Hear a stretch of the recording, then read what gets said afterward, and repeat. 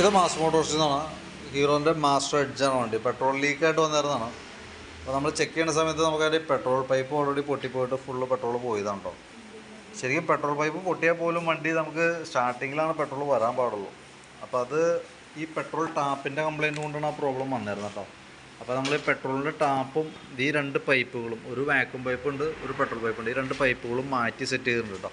അപ്പോൾ അത് മാറ്റണമെന്നുണ്ടെങ്കിൽ ഇതേപോലെ ഫുള്ളായിട്ട് അയക്കണം. ഇത് ടാങ്കിൻ്റെ ഇതേപോലെയാണ് അതിൻ്റെ കണ്ടീഷൻ. അതാണ് ടാപ്പ്.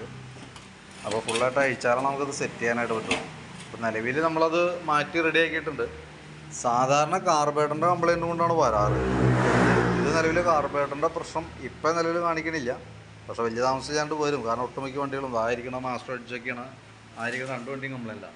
അതേപോലെ കംപ്ലയിൻറ്റ് വരും നമ്മുടെ വണ്ടി. പക്ഷേ ഇപ്പോഴത്തെ കണ്ടീഷനിൽ പെട്രോൾ ടാപ്പും പൈപ്പും മാറ്റിയിട്ട് കഴിഞ്ഞാൽ പ്രോബ്ലം സോൾവ് ആയി പോകും.